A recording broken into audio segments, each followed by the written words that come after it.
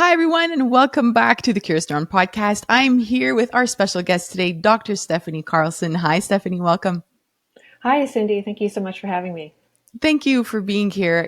I was reading through your articles, which led me to your TEDx talk, which I went down the rabbit hole one night and just was loving everything that I was reading. And I kept thinking about parents and struggles that they mentioned to me in terms of their child and what they're seeing in terms of, whether it's delayed gratification or flexibility or emotions. And I just kept thinking of your research, thinking that they truly need to hear what you're doing in terms of your research. And I think it's important for them to know that. So we're going to cover not just kids today, but I also was thinking about parents themselves. And I want us to kind of talk about executive functions as a whole, but also, go into the parenthood section where we can understand how it might be impacting our lives. Because I do think that sometimes parents are struggling with certain aspects of parenting or functioning or performance at work or at home. And we don't think about executive functions enough. So let's begin with the basics. I always want to make sure that everybody's on the same page. What are executive functions? Well, executive function skills are neurocognitive or brain-based skills that we use to basically set and achieve goals. Mm-hmm. So these include being able to pay attention, being able to hold goals in mind, or kind of like hold information in mind, being able to resist distractions and reactions, and being able to think flexibly, being able to try solving a problem in a new way or seeing something from someone else's perspective. These are all executive function skills, and they include self-regulation skills that we would use both in kind of neutral situations, like just learning a new math problem, or learning a new way to get to work, or Right. to get home if there's construction, but also in affectively or emotionally charged situations. So when a child steals your favorite toy, or when a coworker criticizes you. So we use these executive function skills in daily life in both kind of affectively neutral, or what we call kind of cool situations, as well as more hot or emotional situations.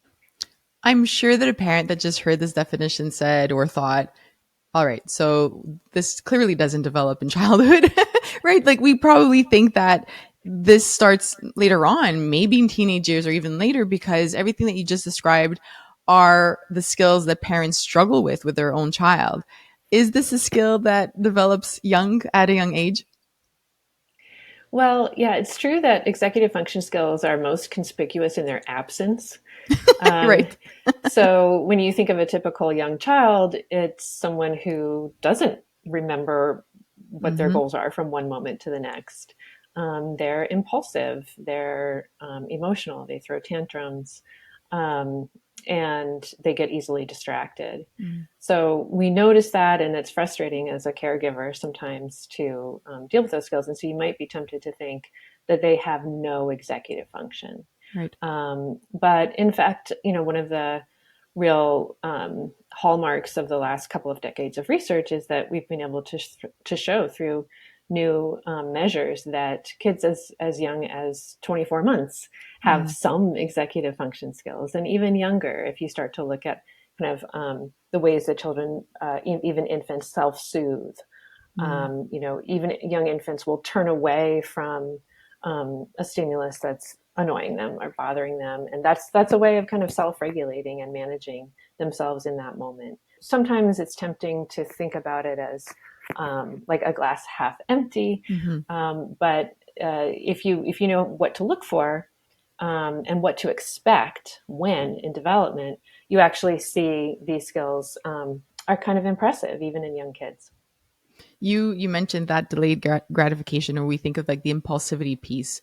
That is something that I think is the most common question that I receive from parents, where I talk a lot about emotion regulation skills, and that is part of it. And they don't often think about that being connected. So executive functions are part of these emotion regulation skills that we talk about, right? What is the role of EF skills in emotions and social emotional learning.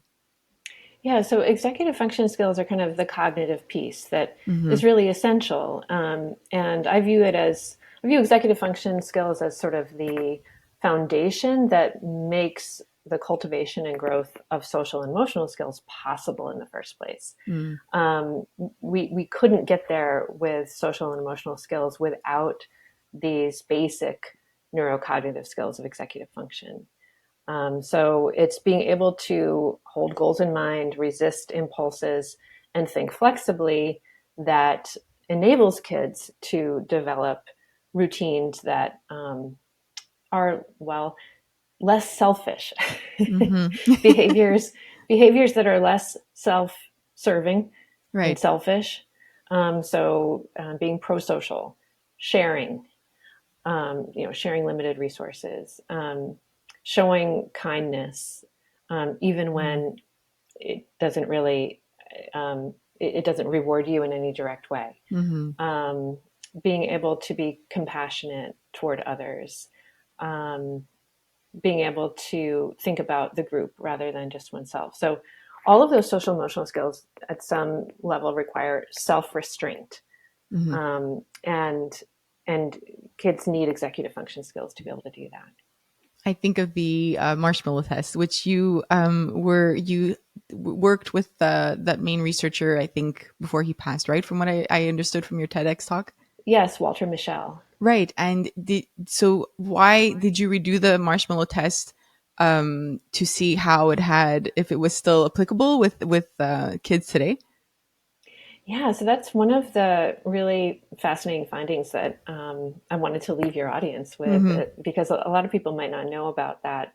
Again, maybe tending to sort of underestimate kids. Mm-hmm. We actually found that kids today delay gratification significantly longer than they did 50 years ago.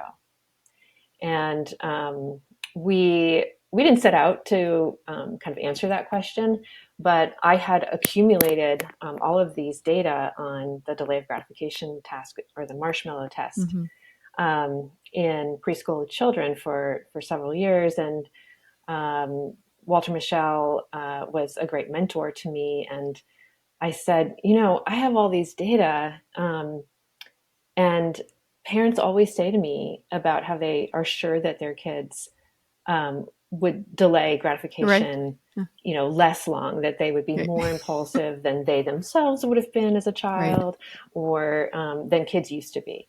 Mm. So we decided to put it to the test and compare his data from the 1960s and another data set of his from the 1980s with Professor Larry Aber, and we found that for each 20 years, there was an increased average delay of 1 minute Wow.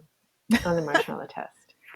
I love this finding so much because I agree with you. I think that as parents, our instinct is to say, well, I was able to wait. Like my parents made sure that I waited.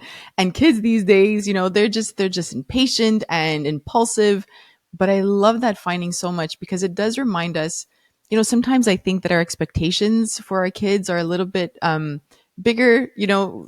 I see this with concentration skills or the ability to focus. A lot of parents will say, I just want my 2 year old to wait 20, 30 minutes while I have a meeting. During the pandemic, it was really difficult.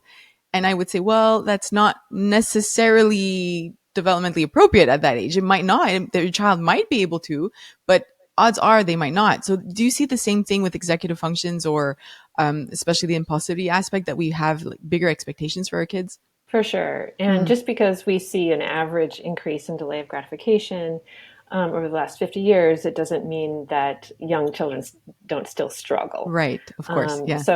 Yeah, we see clear developmental trajectories Mm, on things like delay of gratification. mm, A toddler can wait about less than a minute for something, whereas an older child can, start to wait much longer right. periods of time for gratification. I mean, a high schooler can now start to wait years Mm, for a better long-term outcome, right? right.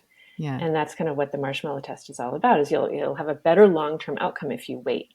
If you just don't take that marshmallow right now. So we see clear developmental change in that, but also in these like cooler executive function skills or problem solving skills. So very young children can only hold about one thing in mind at a time.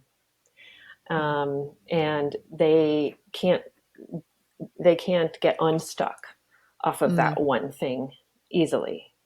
And you see this, with a lot of tantrums with young children. It kind of starts because they are stuck on an right. idea, Right. They want and that it's one red cup. yeah, and it's very hard to get unstuck, and they get Right. easily frustrated. So the older children can hold a few things in mind. Elementary age kids can hold a few things in mind and start to flexibly switch between them. Like, oh, I could look at it this way, or I could look at this exact same thing in a different light. Mm, Um, and then, secondary or high school age students are able to do that, but now much more efficiently. And we hmm. we measure that through like reaction time. So Right. those skills get just sort of faster and faster and more efficient, peaking at around age 25, and then unfortunately declining on average. So I want to make sure we continue on that path, but I just realized that maybe some parents don't know what the marshmallow test is. Can we just give a quick definition of what, or description of what that task was and what it meant when children would wait longer, just in terms of their future and all that? Sure. In the marshmallow test, children are presented with a small treat, such as one marshmallow, and a larger treat, such as two marshmallows. And they're told that if you wait until I come back, I have to leave the room to go do some work. But if you wait until I come back and don't touch the treats, then you can have the larger treat. You can have the two The marshmallows. two. But if you don't want to wait, that's okay. You can ring this bell, and there's like a little hotel style bell or something, and then I'll come back. But then in that case, you can only have the one marshmallow. And so first, you make sure that kids actually want the larger Mm-hmm. reward, which they do pretty invariably. And you make sure that they understand the rules.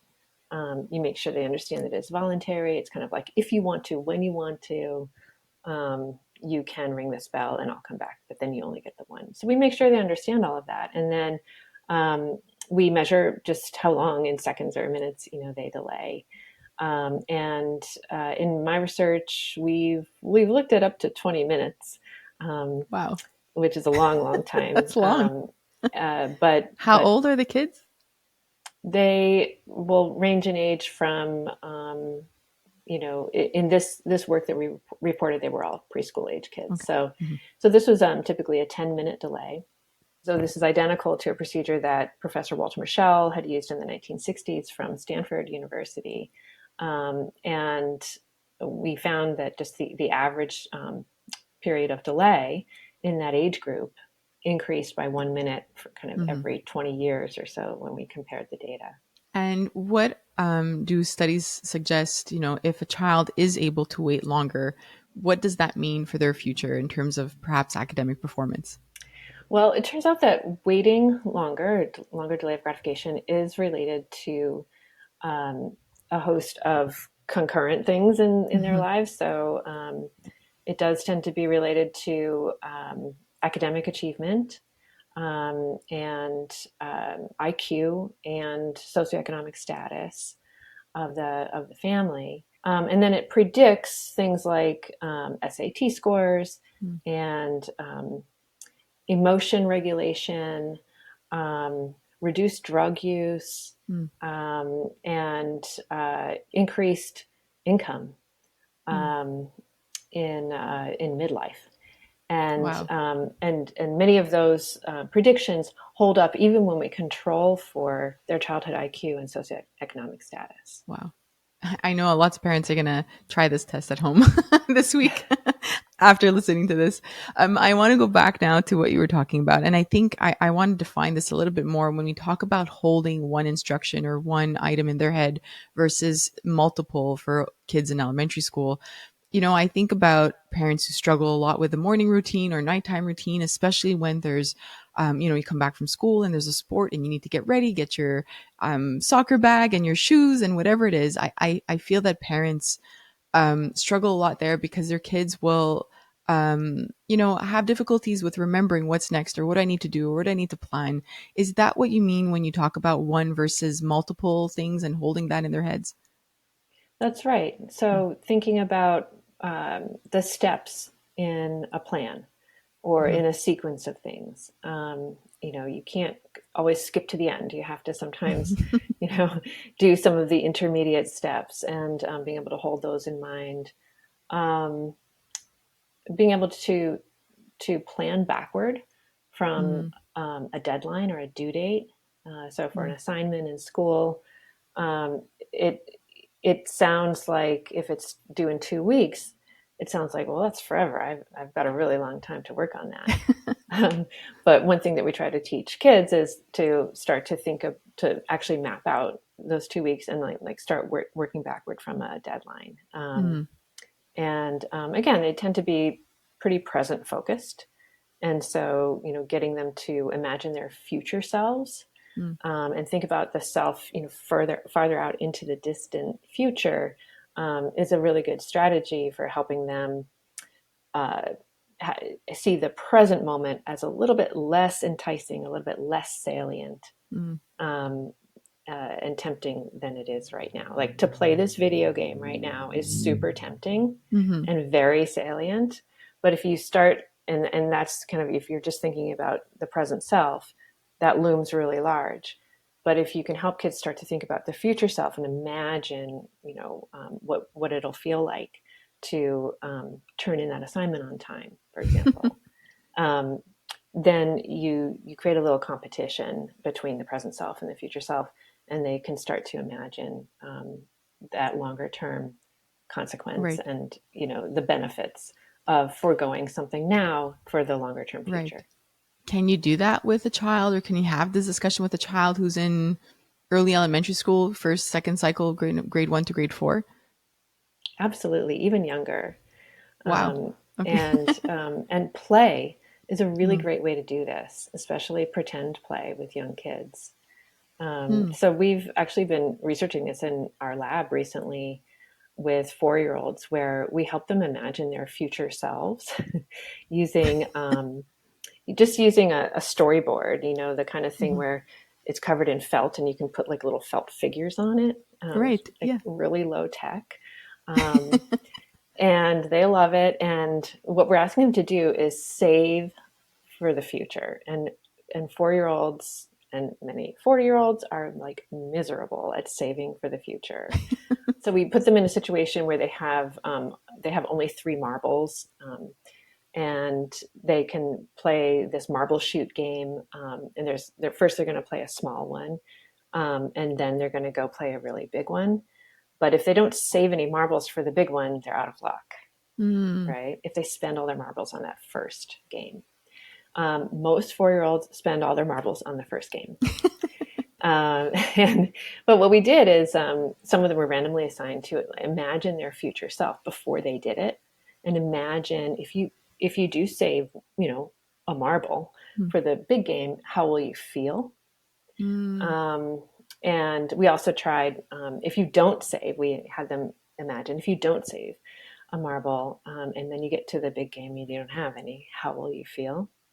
And we found that compared to a control condition where they just imagined like their bedtime routine that night, so they're still imagining things and so forth, but it's not Right. about the marble game. Mm. We found that if they imagine saving and how good they'll feel, they were significantly more likely to save at least one marble for the Oh my future. gosh.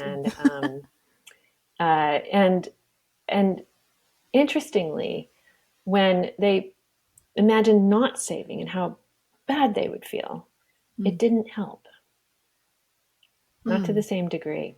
Right. And so I think that is really interesting because my intuition as a parent, um, and in talking to a lot of parents over the years, is that parents actually try to motivate kids by telling them how bad they should feel. Right. I was going to say that. Yeah, with school, right? Like we say, like, what if you don't, like, what if you fail, or what if you don't make it, or what if you don't graduate? We do focus on that.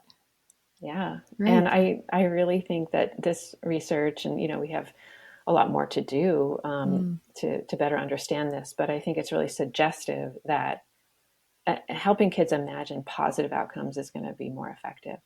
mm. I love this so much. Wow. I know that this is, I know that this kind of information is really empowering to parents because it's something that we can do with our kids. With the example that you just described, I think about video games or screen time at home, where sometimes things are out of control and you're trying to find a way to regulate that and to have some sort of system. I would assume that we could apply the same thing in terms of having, I don't know, three coins that are 20 minutes each, or 15 minutes each, and telling the child, if you use them all this morning, then you're done with your screen time for the day, versus if you kind of disperse it throughout the day. I don't know. I'm just thinking about this on the fly, but I feel that this would be a good way to get that child to realize, well, if I want to play before dinner time, I need to save that 20-minute coin. Yeah, I love that Right. idea. Yeah, I think we can do this in so many ways. I love this. So I know the parents listening now are thinking, great, that's one way. How else? Like, is this a skill that they will eventually learn because of things that are happening to them around, in their life and in their environment at preschool and at home? And that I'm just waiting for them to be in elementary school so that they are able to have, like, or hold certain amounts of instructions and rules? Or do I have to do certain things at home? There was a study that I was reading of yours that talks about the importance of that caregiver and the role that they have in scaffolding and building these executive function skills. So I know that the answer is yes, but I know that parents don't know how. So how about we kind of give them, you spoke about play. Are there other things that we need to be mindful of as we're parenting very young kids?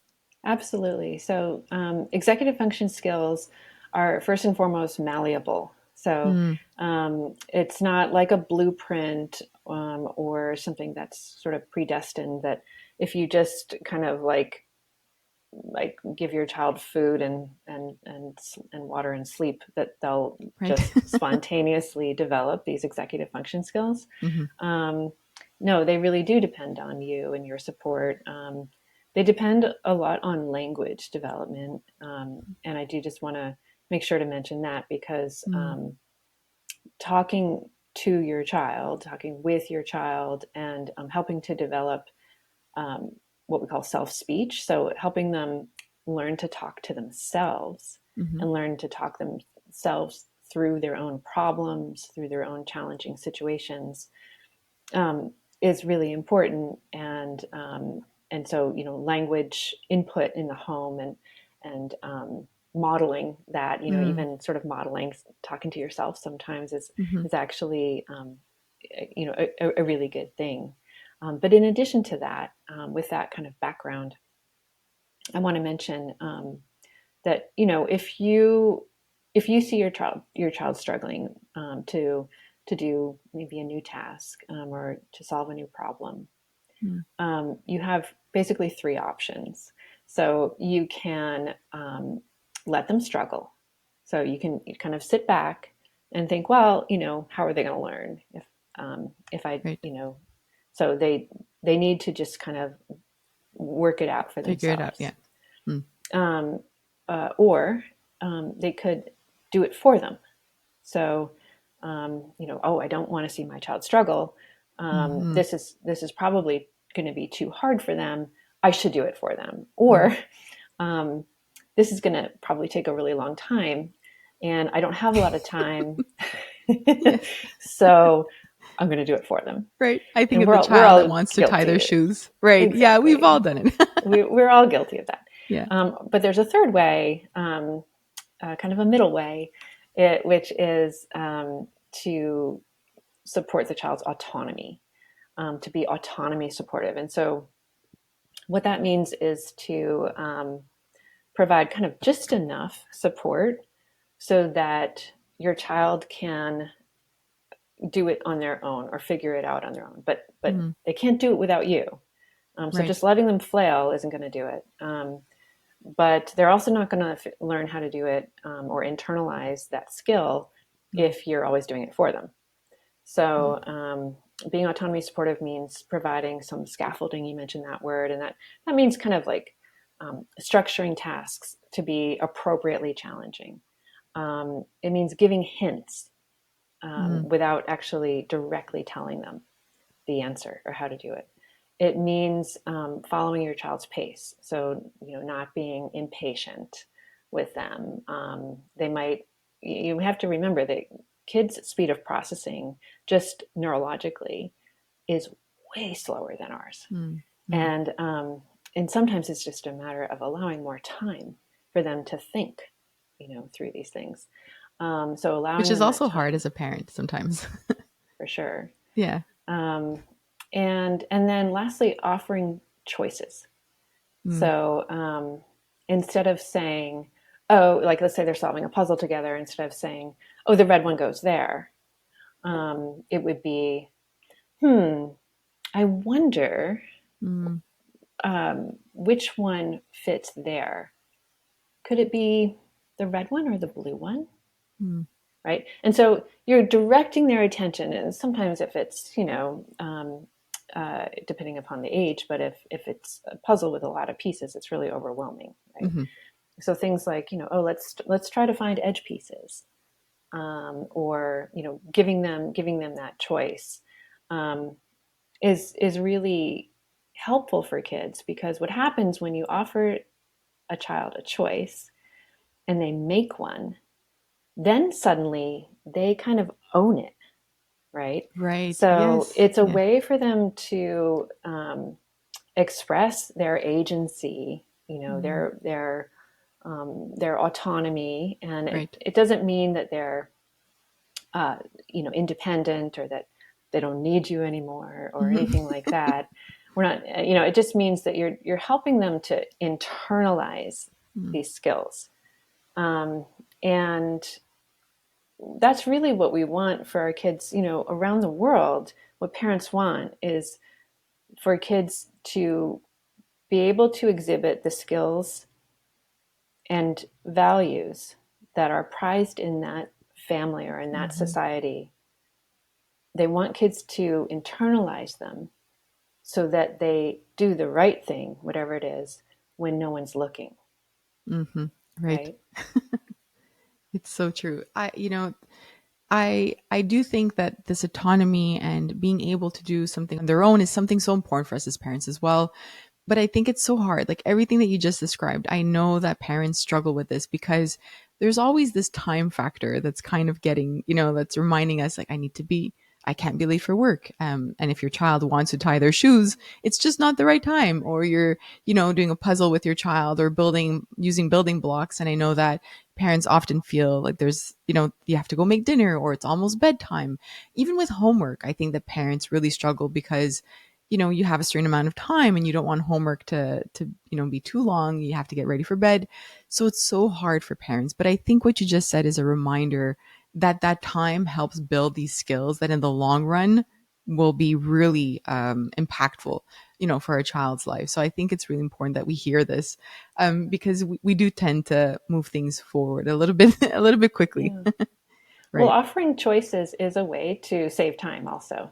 That's true. So Yeah. offering a limited set of options reduces the problem space for Hmm. the child, and it just literally speeds things up, because Right. now and then of course it's not like anything goes. Right. They have to be sort of choice, within reason.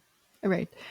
You had mentioned something, and I've been hearing a lot about sleep lately, and I just want to touch on that if we can.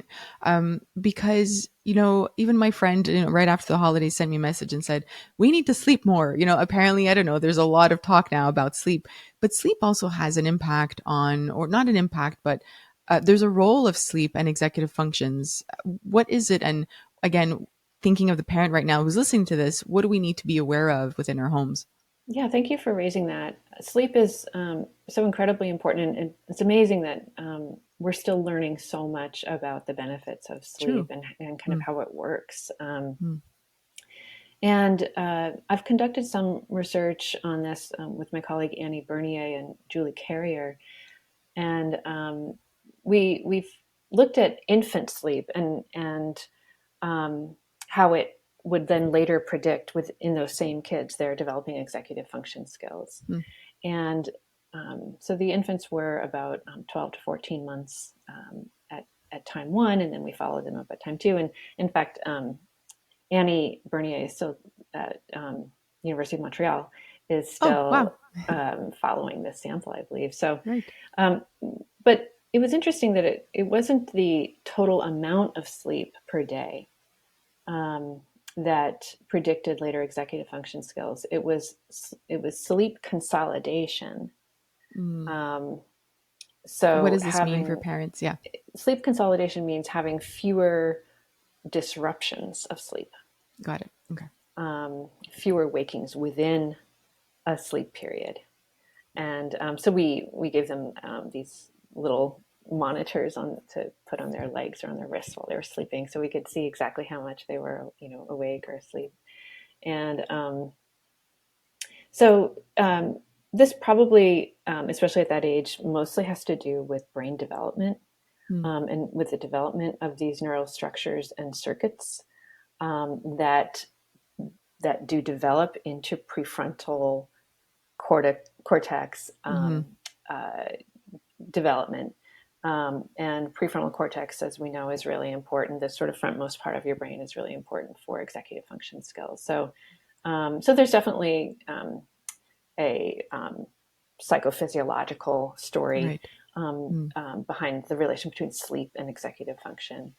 But there can be just long-term accrual of sleep deficits Mm-hmm. at any age, and Yeah. those very likely impact our executive function skills. And executive function skills are sort of evolutionarily the most expendable. so so breathing is going to be a pretty important function Right. um, that you really can't survive very long without that, right? And so breathing is sort of highly conserved, it's called. Mm-hmm. But executive function skills are a little bit more of a bonus in terms of Mm. evolution. And so when we're severely sleep deprived, they can be the first thing to go. And now parents, especially with young kids, are saying, well, that's why I forget and tend to struggle, right? It's not that mom brain thing. It's a human brain with lack of sleep thing. Exactly. Right. Oh, now I know you mentioned the consolidation piece in terms of sleep and infants, but I know even with myself, I have three kids. They're 4, 6, and 8 now.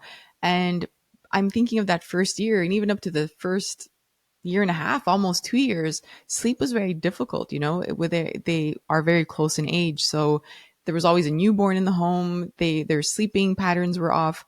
Does that mean with what you're seeing with research that we should be placing a lot of focus on I don't know if I want to say the word sleep training, but helping them sleep longer periods of time if they are waking up multiple times throughout the night?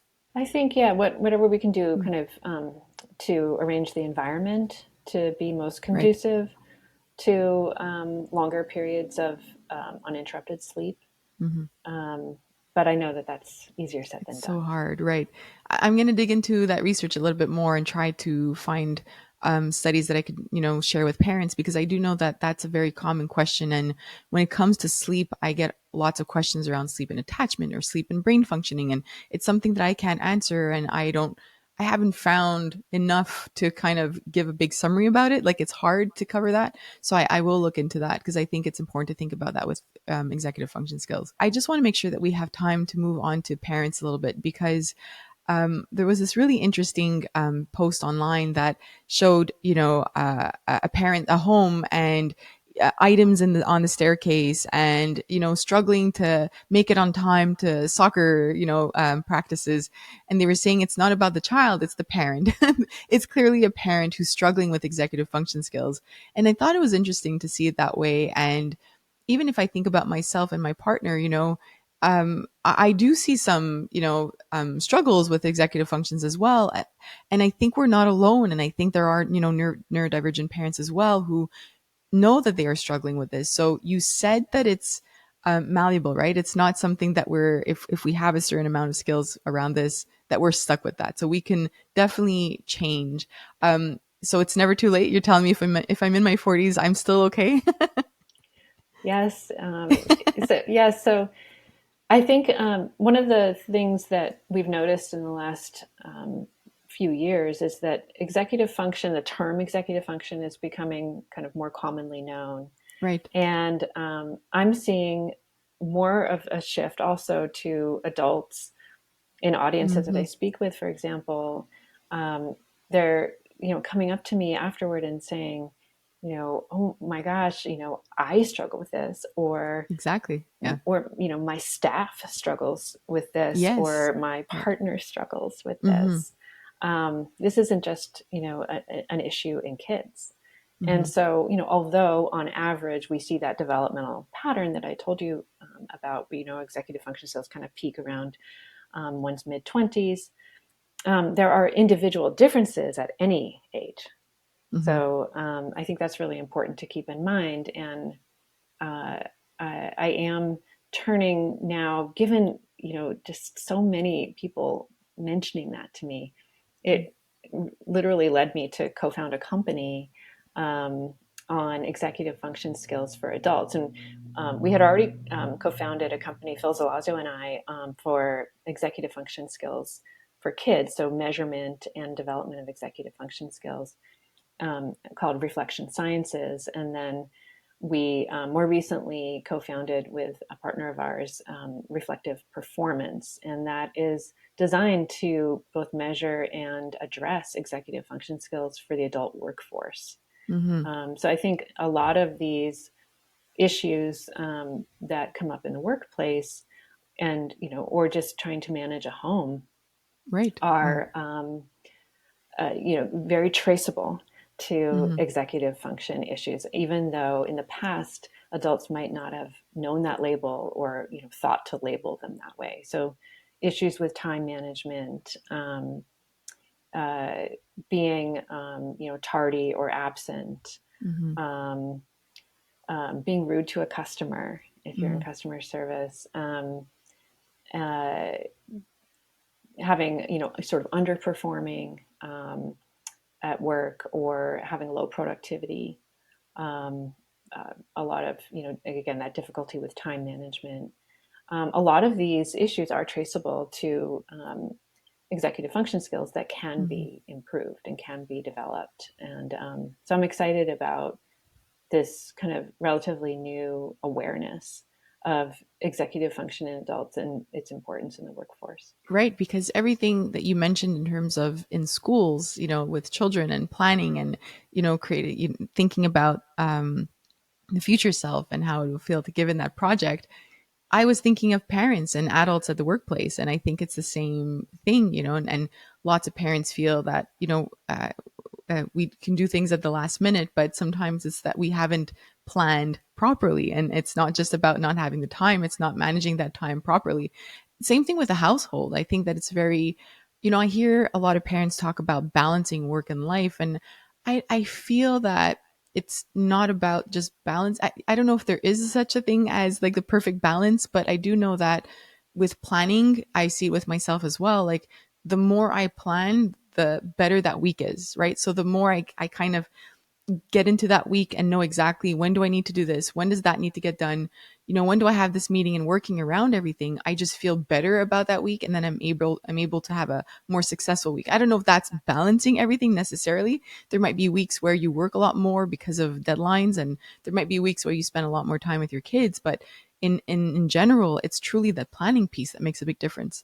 I think so. And Mm, it's, again, easier said than done. right. Yeah. And, but a lot of the same techniques and strategies that we would advise for kids are applicable to adults as well. So, Mm, engaging in that future self thinking, um, for example, and how good it will feel to, kind of have things under control next week. hmm. Um, and and there are a few sort of principles and best practices about how to cultivate executive function skills in kids that would apply to adults as well. So some of those, if I may, are um, continuing to stretch yourself. Executive function skills, by definition, are kind of activated and exercised and strengthened only when we're using them. Got it. And when things are easy and familiar, then we're on autopilot True. and we're not exercising those executive function skills. So one piece of advice is to stretch yourself. So put yourself in some new situations. Try doing things a little bit differently. Brush your teeth with your non-dominant hand. Right. Things like that. So keeping the challenge level up. And then also this choice piece is really important, I think, and our data back that up in kids, that it's really the offering kids choices that is most strongly related to their executive function skills. And so, if you're an employer or a parent, offering choice so that then employees or kids take ownership over Right. their decision, right? And it helps them assess kind of the fit for, for the task, between their abilities and the task at hand. And then also keeping it joyful. So, as much as you possibly can, positive emotion, positive affect, this sort of dopamine rush that occurs when things are joyful, is related to improved executive function skills. And it allows you to kind of like see those options that are in front of you. It's almost never the case that you really only have one response at your disposal. And so being able to be expansive in your thinking and not be either or in your thinking, to start to think about, wait, I have more than one option here about how to handle this situation or how to solve this problem, is really liberating. And then the last thing is to practice these skills, practice these skills in multiple contexts. So, that's how we get transfer of skills from one domain to another, is to practice them in multiple contexts. And that's kind of in general, some of the principles and best practices that can apply across. And then I have one more suggestion, which is an acronym called STAR. So, if you just kind of find yourself wanting to respond one way or react one way to a situation or to solve something, like you're like that infant who is, or toddler who is stuck on kind of with that one thing in mind or that one solution, and you can't like get unstuck and think about things a different way, is to use this STAR method. And I'm like kind of looking for feedback on this too, so I don't know how it's going to resonate with people, but I was thinking about this, and I think, so S is like stop. So, first introducing a pause in your stream of action, right? And then the T is think. So like think twice about things before, just acting on impulse or on habit. And then act. So you thought about what your options are. You choose an option and you act, you execute it. And then the R is for reflect. So, okay, I paused, I thought, considered my options, I chose a course of action, and now you reflect and you say, okay, how did that go? What would I do differently next time? Things like that. So reflection is really the key ingredient in how we can transform ourselves from being, kind of self-serving, impulsive, and unregulated beings to more regulated, other-serving, and kind of long-term thinking. I completely agree. I think that is one of the things we talk about the most here at Curious Neuron as parents, and to give this kind of skill to your children, because parents will say things like, I went from 0 to 100, or I experienced rage in like a split second and I didn't see it coming.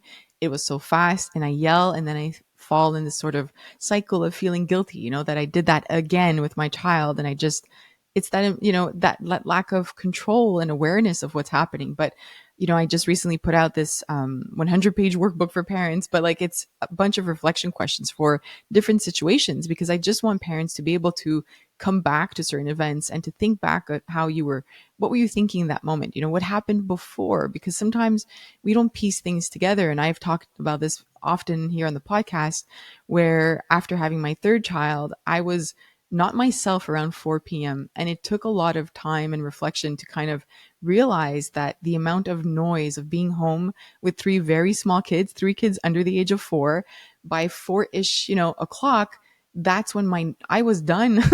There was too much sound. There was too much movement, and I needed to step away a bit. So I brought in a lot of these sort of calming activities around that time. Let's play with Play-Doh. Let's turn the TV off. Let's change the environment. So that's when I learned the power of that reflection. That reflection piece is so important. I'm going to put the link to your TEDx talk and to your studies. But I really encourage parents to go watch your TEDx talk, because you had this image of a tree, and at the bottom of this tree, so you talked about social emotional skills, I believe, in academic performance, right? And you think of that being the tree, and then comes the trunk, and then the roots. At the bottom of the roots is the reflection piece.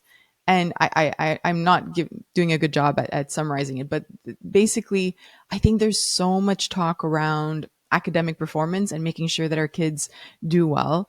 I personally, because of my own research and with emotions, feel that we should be talking a lot more about emotion regulation skills and social emotional skills, because that makes a big difference in their future as well. But you bring everything together with that executive function piece and talking about reflection. Can you just maybe give a quick summary so that we could end the conversation around here? But you know why is the reflection piece so important, not just for us as parents, but to model this and teach this to our kids? Well, thank you. You did an excellent job of summarizing it. But yeah, so the idea is that executive function skills are strongly related to academic skills as well as social and emotional skills. So we talked Mm, about the connection to social and emotional skills, but really, there's quite a bit of evidence that it predicts academic achievement. hmm. Um, because of that cognitive piece, it's Right. so important. And so we know that success, and there's lots of different ways of thinking about success and defining success, but um, it it's going to depend on both of these sort of cognitive and traditionally academic skills, as well as social and emotional skills and well-being. Right. And so I view executive function skills as the root of, in this tree of success, which has the two branches of academic and Mm, social and emotional. Um, and like a tree, and how it grows, it depends a lot on the environment. mm, So, if there are pests in the roots that are, contributing to sort of toxic right. soil, then, the tree is not going to be healthy, and Hmm. executive function can't kind of do its job. Hmm. And there are other kind of environmental influences that I talk about as well. But I also mentioned that the kind of taproot of this Mm, tree is reflection, and and so at some level, executive function skills, being able to hold things in mind, to set goals and pursue them through challenges, um, requires this ability to pause and to consider one's actions and before acting, and mm, then also to then reconsider them after acting, right. so that we can better adapt to Mm, challenges and changes in the environment. And reflection is hard to grasp, and it's hard hmm. for me to kind of to get my arms around, because it's not as easy to measure as Right. executive function skills are. Mm, But I do view reflection as a bit of like sort of the ghost in the machine. mm. Um, And but again, language, warmth from caregivers, opportunities, play. All of these things are really important for the development of this tree of success. I wanted to make sure, maybe a parent also has a question about like, how do you measure this? Like, what happens in the lab? Um, how are executive functions measured?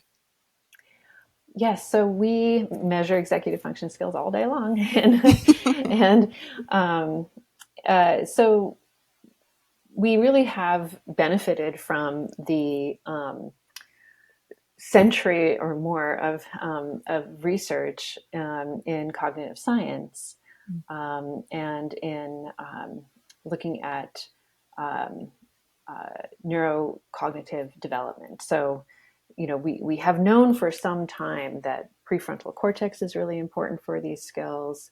And we have known for some time that if you have an adult who has a stroke, for example, and there's a lesion then in the prefrontal cortex, that there are ways in which they might begin to show some deficits that are not unlike how a Mm-hmm. typical 3-year-old is in some Mm, ways, and getting stuck on problems, for example. right.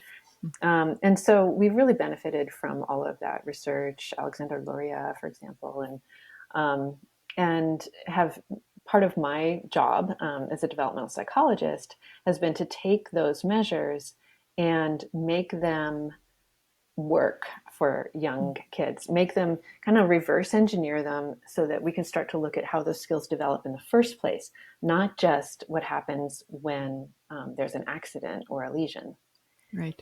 Mm, or some kind of injury. mm, So we have developed a measure called the Minnesota Executive Function Scale, and it's validated down to 2 years of age, and then all the way up through the lifespan, and it's normed on over 50,000 kids in the United wow. States. Mm, We need to develop Canadian norms, but um, and we have over 175,000 assessments now, and this is provided by Reflection Sciences, the company that I mentioned to you. mm-hmm. And so we're using this tool now to get a better and more and more accurate understanding of what to expect when. And we talked at the beginning about how important expectations are. Mm-hmm. And so educators are using the tool in addition to researchers now to kind of be able to measure, for example, the improvements with a social emotional skills program. Mm-hmm. How do you measure those improvements and kind of the foundational skills of executive function? So those tools are available now.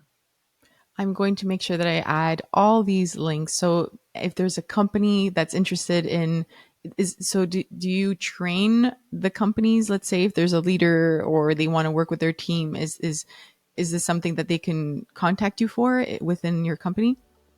Yeah, absolutely. So Yeah. so on the adult workforce Mm-hmm. side of things, again, we've been looking at how executive function skills predict which trainees will complete a hiring or training program, and which ones are still on the job 6 months later, and Mm-hmm. using data analytics to look at employee fit and so forth. So, and that's reflective performance. And yeah, we'd love to talk with anyone who's Perfect. interested. Thank you so much for taking the time to talk with me today. I enjoyed this conversation, and I told you at the beginning I'd have a lot of difficulty keeping it short. Your work is so interesting. I really appreciate your time. Thank you so much for having me.